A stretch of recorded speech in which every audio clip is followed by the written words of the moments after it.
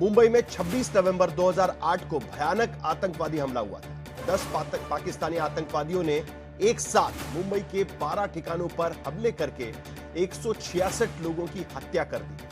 300 से ज्यादा लोग जख्मी हो गए। इस हमले के 16-17 साल बाद आज एक बड़ा साजिशकर्ता भारत के गिरफ्त में आ गया। पाकिस्तानी मूल का कनाडाई नागरिक जो पाकिस्तानी फौज का मेजर रह चुका है, तहव्वुर हुसैन राणा अब भारत के शिकंजे में है। यह 2009 से अमेरिका की जेल में बंद था। अमेरिका ने इसे आतंकी हमले के आरोपों से बरी कर रखा है, लेकिन लश्कर आईएसआई से इसके रिश्ते अब साबित हो चुके हैं। अब भारत में एनआईए की अदालत में पेशी के बाद उससे पूछताछ होगी।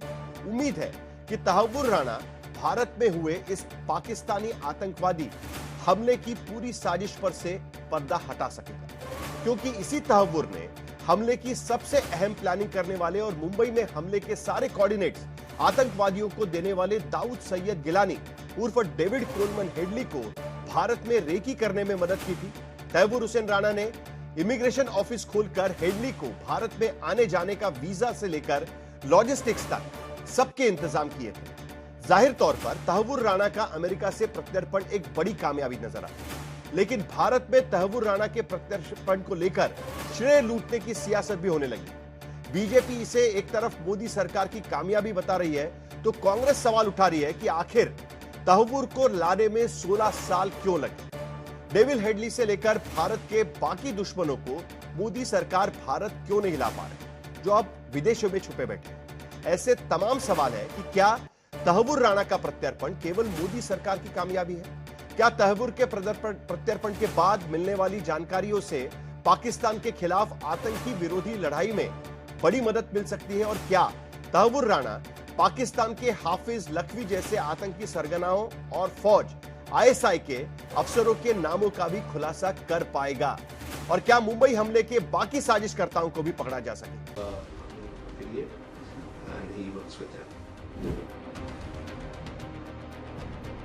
17 साल पहले जो गुनाह भारत की धरती पर हुआ था, उस महापाप के बड़े पापी का अब भारत में हिसाब होगा।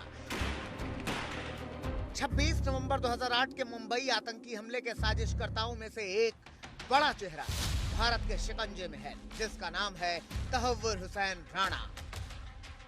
तहव्वुर राणा अब राष्ट्रीय जांच एजेंसी की विशेष अदालत के सामने अपने कर्मों का हिसाब देगा, जिसमें पाकिस्तान से आए 10 दहशतगर्दों ने मुंबई की धरती पर बेगुनाहों के खून की होली खेली थी।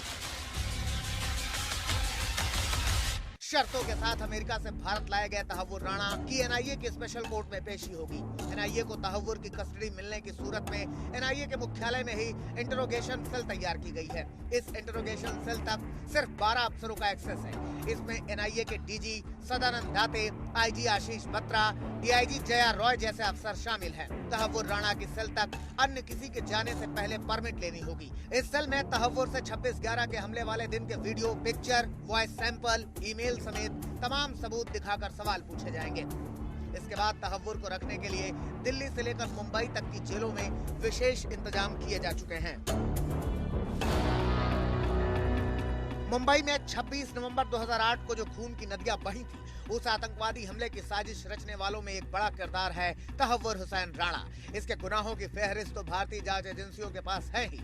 इसके साथ ही दाऊद सैयद गिलानी उर्फ डेविड कोलमैन हेडली ने तहव्वुर के गुनाहों का जो कबूलनामा भारतीय अदालत के सामने किया है, उसके मुताबिक पाकिस्तानी तहव्वुर हुसैन राणा और दाऊद गिलानी उर्फ हेडली स्कूल के दोस्त थे।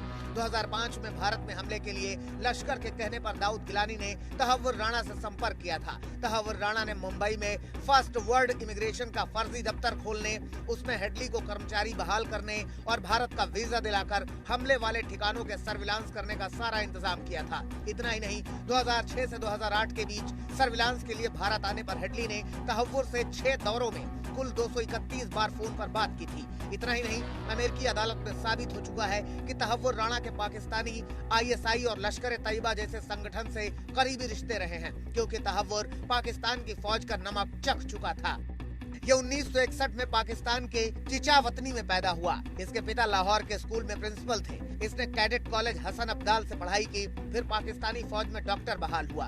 फौज से रिटायरमेंट के बाद 1997 में सपरिवार कनाडा पहुंचा। वहां से शिकागो गया और इमिग्रेशन से लेकर फसाई खाने तक के धंधे खोले। और इसी इमिग्रेशन बिजनेस के बहाने इसने मुंबई में भी आतंकवादी हमले के लिए 2 साल तक रेकी कराई, जिसके सबूत अब जांच एजेंसियों के पास हैं। भारतीय जांच एजेंसियों की पड़ताल और अदालत के सामने अब यह खुलासा हो सकता है कि मुंबई हमले के साजिशकर्ताओं में कौन कौन शामिल थे। मुंबई आतंकवादी हमले में पाकिस्तानी फौज और आईएसआई कितनी गहरी भूमिका में थी। विदेशी धरती के जरिए पाकिस्तान कैसे भारत विरोधी आतंकी साजिश रचता है। इसके अलावा तहव्वुर राणा आतंकी हमले में दाऊद जिलानी उर्फ हेडली की भूमिका और लश्कर हुजी के सरगनाओं के नाम का खुलासा कर सकता है। भारत के लिए तहव्वुर की पकड़, आतंक विरोधी लड़ाई और पाकिस्तान की साजिशों से मुकाबले समेत दूसरे कई मायनों में भी कामयाब साबित होगी। यही वजह है कि बीजेपी तहव्वुर के प्रत्यर्पण को बड़ी कामयाबी बता रही है। कांग्रेस सरकार के समय हम जिस होटल में खड़े हैं, यहीं पर आतंकवादियों ने हमला किया था। कांग्रेस की सरकार ने कुछ किया नहीं आरोपियों के ऊपर सख्त सजा दिलाने के लिए। जो भी देशद्रोही है, जो इस भारत में अस्थिरता पैदा करना चाहा है, इन 14 वर्षों में उन पर कड़ी कार्रवाई हुई है और कोई देशद्रोही अब बचने वाला नहीं। दुनिया में कहीं भी छुपे हुए हैं जिन्होंने भारत के खिलाफ षड्यंत्र रचा है, वह सब हर हालत में सजा उनको मिलेगी। कि आतंकवाद मुक्त भारत बनाएंगे, उग्रवाद मुक्त भारत बनाएंगे। और आज आतंकवाद उग्रवाद मुक्त भारत का सबसे बड़ा प्रमाण है कि कहीं भी छुपा है उसको उठा करके भारत लाने का। हालांकि मुंबई में हुए हमले में भारत से लेकर अमेरिका तक हुई अब तक की जांच और अदालती कार्रवाइयों से जो खुलासे हुए हैं, उनमें साफ हुआ है कि इस पूरे हमले में तहव्वुर राणा के अलावा और 5 बड़े किरदार अभी भारत की गिरफ्त से बाहर हैं। इसमें पहला है हाफिज सईद, दूसरा है ज़कीउर रहमान लखवी, तीसरा है दाऊद गिलानी उर्फ डेविड हेडली, चौथे हैं आईएसआई के अफसर और 5वें हैं पाकिस्तानी फौज के अफसर। इनमें से आतंकवादी संगठनों के सरगना तो पाकिस्तान की हिफाजत में हैं, बाकी अमेरिका और पाकिस्तान के डबल एजेंट दाऊद गिलानी उर्फ डेविड हेडली को अमेरिका ने वादा माफ गवाह बनाकर 35 साल जेल की सजा सुना दी है और भारत प्रत्यर्पण से मना कर दिया है। भाजपा की आदत है कि वो ये कहती है कि हमारे अलावा जो है 14 के बाद ही सब काम, उसके पहले कोई काम ही नहीं हुआ। 18 साल का विलंब क्यों लग गया?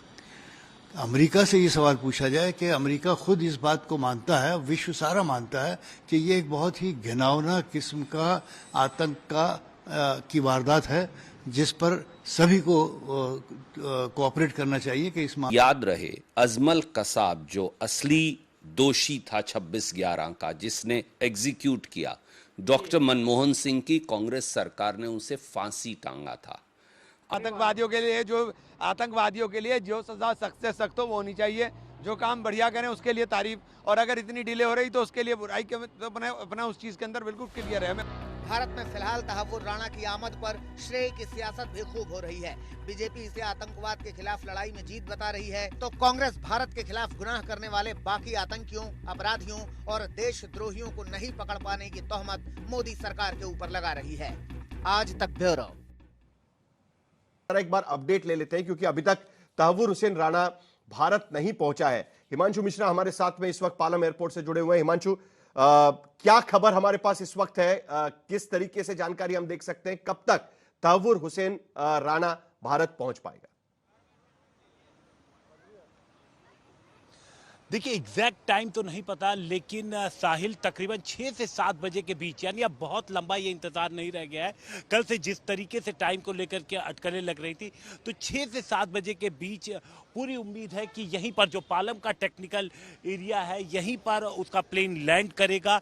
यहीं पर एनआईए के ऑफिशियल्स मौजूद हैं, जो जैसे ही प्लेन लैंड करेगा तो यहीं से उसको डिटेन कर लिया जाएगा, कस्टडी में ले लिया जाएगा। जो एनआईए के अधिकारी हैं वो फौरन उसे कस्टडी में ले लेंगे और उसके बाद जो प्रक्रिया है पूरी, जो फॉर्मेलिटीज हैं वो पूरी की जाएंगी। साहिल, जो मेडिकल की प्रक्रिया वो पूरी की जाएगी, लेकिन इसे कहीं ले जाया जाएगा ऐसे ही संभावना कम है सिक्योरिटी को देखते हुए, क्योंकि जिस तरीके की सिक्योरिटी अरेंजमेंट यहाँ पर हैं, यहाँ से लेकर के एनआईए ऑफिस के रास्ते में पूरी जिस तरीके की सिक्योरिटी है, एनआईए ऑफिस के आसपास सिक्योरिटी है, तो ऐसा लग रहा है कि इसे डॉक्टर्स की टीम आएगी मेडिकल टेस्ट करने के लिए और इसे कोर्ट ले जाने के भी चांसेस काफी कम है। उम्मीद यही है कि वर्चुअल पेशी ही इसकी होगी। जी साहिल। वर्चुअल पेशी तहव्वुर हुसैन राणा की एनआईए की अदालत में हो सकती है। 2011 में इस मामले में एनआईए ने चार्जशीट दाखिल की थी और उसमें जो आरोप लगाए हुए हैं लॉजिस्टिक, फाइनेंशियल और other assistants David Coleman Headley को प्रोवाइड करना, यह एक आरोप चार्जशीट पे लगाया गया है।